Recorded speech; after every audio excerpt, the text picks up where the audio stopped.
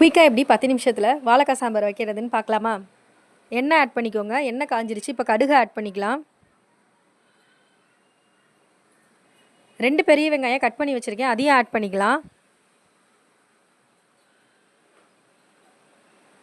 நல்லா வதக்கி விடுங்க. ஒரு கொத்து கருவேப்பிலை, அதையும் ஆட் பண்ணிக்கலாம்.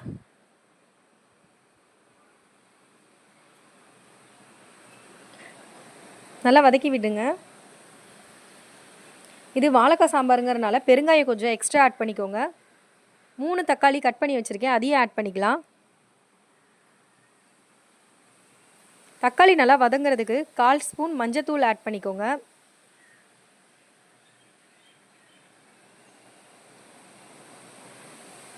கால் ஸ்பூன் மஞ்சத்தூள் எடுத்திருக்கேன். கல்லுப்பு தேவையான அளவும் ஆட் பண்ணிக்கோங்க.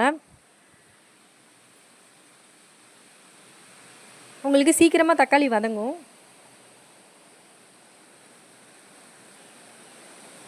தக்காளியும் நல்லா வதங்கி வெந்திருக்கணும். அவ்வளோதான், தக்காளி வதங்கிருச்சு. இப்போ வாழைக்காய் தோல் உரிச்சிட்டு கட் பண்ணி வச்சுருக்கேன், அதையும் ஆட் பண்ணிக்கலாம்.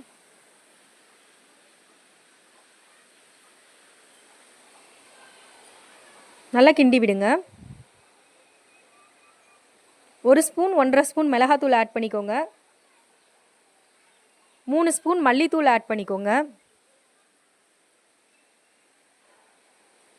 நாங்கள் காரம் கம்மியாக சாப்பிட்றனால 1 ஸ்பூன் ஆட் பண்ணியிருக்கோம். நீங்கள் எக்ஸ்ட்ரா சாப்பிட்ற மாதிரி இருந்தால் 2-2.5 ஸ்பூன் மிளகாத்தூள் ஆட் பண்ணிக்கோங்க.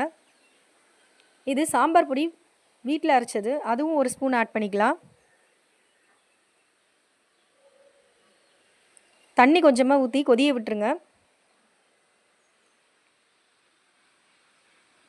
புளி கொஞ்சமாக கரைச்சி வச்சுக்கோங்க. புளி தண்ணியை இப்போ ஆட் பண்ணிக்கலாம்.